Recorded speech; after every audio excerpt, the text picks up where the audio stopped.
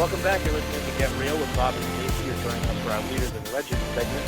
And our guest for this segment is Dr. Eric Siegel, former professor and author of Predictive Analytics, the power to predict who will click, buy, lie, or die. Welcome to the show, Eric. Thanks, Bob and Stacey. So I want to give everybody a little deeper background on Dr. Siegel. As Bob mentioned, he is the author of Predictive Analytics, the power to predict who will click, buy, lie, or die. He is also the founder of the Predictive Analytics World Conference Series, 13,000 attendees since 2009.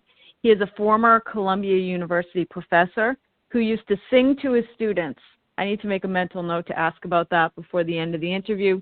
And a renowned speaker and educator who's been commissioned for more than 80 keynote addresses across dozens of industries. And he will soon be the keynote at RestCon 2018, a leading restaurant industry conference hosted by Marketing Vitals. So first, explain to us what predictive analytics is and tell us all about your new book. Well, the title of the book actually serves as an informal definition. It's Predictive Analytics, the power to predict who will click, buy, lie, or die. We're generating these predictions per individual about the outcome or behavior. So this is technology that learns from data how to make these predictions in order to optimize all the mass scale things we do as organizations with regard to targeting marketing, fraud investigation. We hear about predictive policing, government operations, targeting healthcare. It just sort of all the mass scale operations we do have the potential to be optimized and rendered more effectively as guided by the predictions of the outcome per individual. Cool. So what is the difference between data science, machine learning, and then predictive analytics? So that's a great question. There's a lot of buzzwords going around these days. Data science is basically just an umbrella term. Let's do something smart with data, and it's subjective. But machine learning and predictive analytics are pretty well defined, and they're more or less synonyms. In most applications of predictive analytics, we mean the use of machine learning. You're learning from the data. The computer is ascertaining what the patterns or generalizations can be drawn. What you can get from historical data learned from the past. Data is actually a recording of things that have happened. It's the experience of an organization as far as how it's interacted with the outside world and which customers did or didn't respond in which ways, which led to negative outcomes such as a customer canceling, and that's in the marketing case, or somebody committing fraud, somebody turning out to be a high insurance claim. All these kinds of outcomes, whether positive or negative, it's helpful to predict them, and you're using machine learning to do that. So those are mostly synonymous terms, predictive analytics and machine learning. Huh, that's cool. I Machine remember... learning similar to... Go ahead. Is machine learning similar to artificial intelligence? These definitely are squarely under the umbrella of AI. AI, artificial intelligence, is also a subjective term. I taught, as someone who taught the AI graduate level course at Columbia University, I'm actually kind of against the term AI because I think it oversells. I don't think the word intelligence is well defined. It's very subjective and doesn't really have a proper place in the realm of engineering and science. People get all excited. They see the Terminator movies. But the fact is, many of the places where people use the term AI, they're actually just referring to machine learning specifically. In other cases, they're just sort of hand-waving. What's interesting about predictive analytics, I never really understood it until I was reading a book. I think I'm not even positive what the book was, but it was talking about Target, the big department store, and they had a situation where they can predict what people are going to buy based on your past sales, and then they send coupons out to your house, and they had sent a coupon to a young girl for baby items because they predicted she was pregnant, and it created some controversy. But I was blown away when I read that. I'm like, how cool is that? And then I was like, I own real estate companies. I'm like, I wonder if there's software to predict when people are going to buy and sell real estate, which, by the way, there is. But can you give our listeners some examples of how predictive analytics is used in different industries and how it impacts those businesses? Sure. Yeah, there very much is applications in restaurant. As you said, I'm speaking at this restaurant conference, RestaCon 2018. Real estate, as far as which houses are most likely to go in the market and what they're likely to sell for. The example of Target predicting who's pregnant actually came out of a keynote that I invited to come present at our conference series, Predictive Analytics World, and Target presented that as a keynote. The video was available online. I told the New York Times. Charles Duhigg of the New York Times then broke the story on front page New York Times article in his book, Power of Habit. I also cover the story in more detail in my book, Predictive Analytics. Although that's a little bit different because then people are bringing up privacy concerns. If the thing knows I'm pregnant, it's not a medical department, it's a marketing department. Is it going to handle my sensitive data correctly? Right. So the ethical issues actually go way beyond that in law enforcement and all sorts of areas because this is very powerful stuff. And, you know, as they say it in Spider-Man, with great power comes great responsibility. Wow. It's mind-blowing, like some of the cool stories that come out of it, and then you don't even think about stuff like what you just said. That's so powerful that's like a medical thing that now Target knows something that's medical related, and then does that cross the line into HIPAA and other things. So tell us why, we talked a minute ago about machine learning. Why must a machine learn in order to predict? So the reason it needs to learn in order to predict is the act of prediction is that you're looking at a situation that you've never seen before. You're looking at this particular customer and you're saying, or it could be an employee, for example, and that's another sensitive area. Are you going to quit your job? Do you want your boss to know you're going to quit your job if it was predicted by a computer? But you're looking at that individual. Let's take let's take an employee as an example. Everything you know about the employee, when they were hired, elements of their resume, time of application, you know, their job performance, salary, raises, promotions, everything about an employee, imagine an organization knows. And then based on that, you're saying, well, what do I think are the chances over the next 6 months that this employee is going to hand in their resignation? That situation is defined by all of the characteristics, and they're called variables, about the employee and their prior behavior up to this moment in time. And the only way to sort of apply some kind of set of rules or mathematical formula to that large number of inputs is from a pattern that was somehow derived from lots of prior examples. So learning from data, drawing generalizations from data, that's an absolute necessity when you're getting a computer to automatically optimize how to best make predictions for each new situation that you've never seen before. Okay, so I know you have some events coming up. We talked about ResCon 2018. There's a conference called Predictive Analytics World. Tell us about the conference and who would go. It seems like this spans potentially every possible industry. Yeah, it really does.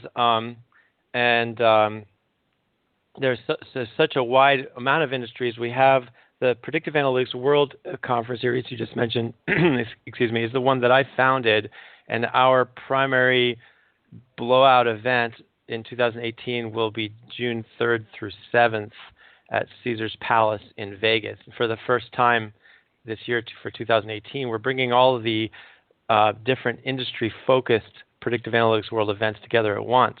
So we have it segmented, sort of aligned with the fact that it's such a wide range of applications. So we have a Predictive Analytics World for business, for financial services, for healthcare, for manufacturing. We also have a more technical machine learning conference called Deep Learning World, and that'll be the inaugural event. It's a specific kind of neural network called deep learning. And the bit of those that I just listed, the main umbrella one, sort of more catch-all, which would include restaurants and real estate, et cetera, is the PAW business event. And you know, a big focus there is marketing, because all the verticals use marketing one way or another. So you're trying to predict which customer is most likely to buy to target the marketing. You're also trying to predict which customer you're most likely to lose. So if you have a restaurant and there's frequent return customers, you want to track that and then predict, hey, which of these are most likely to fall off a cliff in the sense that we're going to stop selling to them, they're going to stop returning, at least not with nearly the same frequency. And if we can predict that, we can take action to remedy it. You can intervene. You can offer retention offers or other types of retention activities. That's what marketing does. And that applies to all different industries. So there's a lot of sort of broadly applicable killer apps of predictive analytics that we cover at the event. Predictive Analytics World is the leading cross-vendor commercial event that's focused on commercial deployment, rather than the research side of it. Mm-hmm. So let's say that somebody listening to the program today is, for example, a business owner, and there's something that they want to predict about their business, whether it is they want to predict the next possible buyer or they want to predict the next possible employee that's going to leave their company. How do you find, number one, how do you figure out if there's a software available that already could potentially predict that? And if there isn't a software available for that, how do you find, how do you hire somebody or find somebody that their job would be to put together an algorithm to figure that out? That's a great question, sort of how to get started in the field, and you sort of half answered a lot of parts to this, but it really comes first and foremost, it comes down to the data before the software. Do you have the right data set? In many companies, almost all large companies and many, at least medium-sized companies, some small companies, have plenty of examples of prior customers that they contacted and who did or didn't respond, of prior employees who did or did not stick around, whatever these outcomes are. And what you need is enough positive and negative examples in history. So you need whatever the thing you're trying to predict. You usually start with a yes/no, a binary prediction objective, whether positive, negative, did they or didn't they? And you need enough both positive and negative examples from which to learn, and each ends up corresponding to one row of data.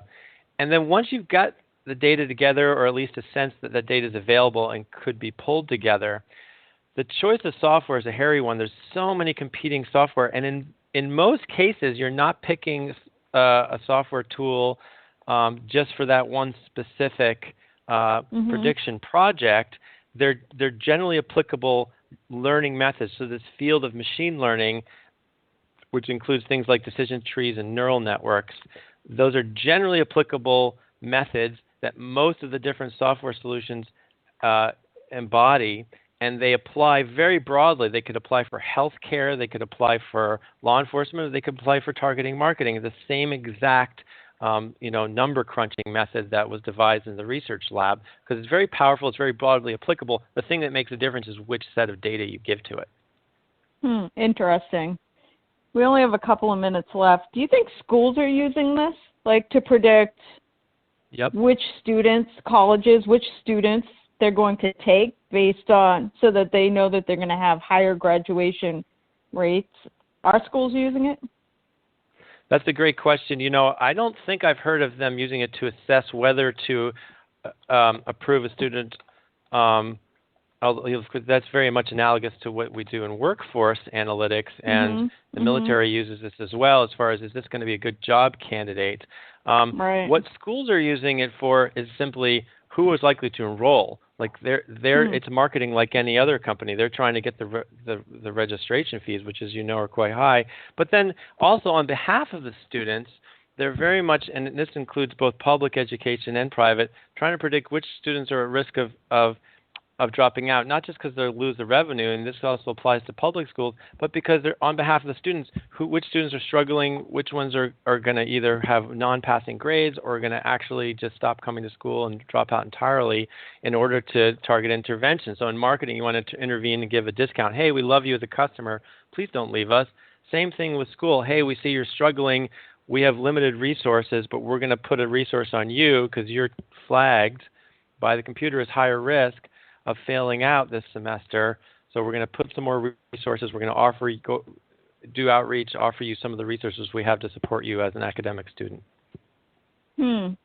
Wow. All of it sounds mind-blowing. So how big do you expect that your Predictive Analytics World Conference will end up being? Sounds like it could be massive.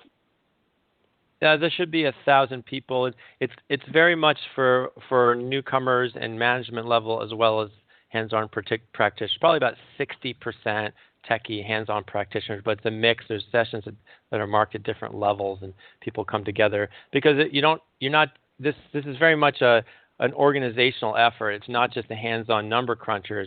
It's also the managers, decision makers, executives have to be involved in these projects. Wow. Great stuff. We have Actually, you did just have one been other question, Stacy. Oh, you were reminded asked about me. singing Yes. to students. Yeah, tell us about that. I was singing. I was a professor in the computer science department at Columbia University at turn of the century for a few years. But more recently, a couple of years ago, we released the best ever educational music rap video about predictive analytics, which you can watch at predictthis.org. So that's the name of the rap, predictthis.org. Wow. O-R-G. It's only 3.5 minutes long. Everything we covered today is covered in the rap in a way that rhymes.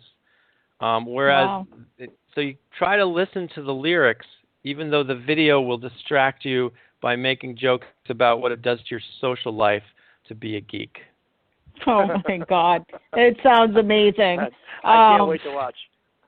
Yes. Thank you so much. This was Dr. Siegel. He is the writer of the book, Predictive Analytics, The Power to Predict Who Will Click, Buy, Lie, or Die. Where can people buy the book, and where can they learn more about you? You can do both at the book's website is thepredictionbook.com. Okay, great stuff. Thanks again for joining us today, Dr. Siegel. Thanks very much, Stacy and Thank Bob. you. That's all for this edition of Get Real. Make sure you tune in again next weekend for more.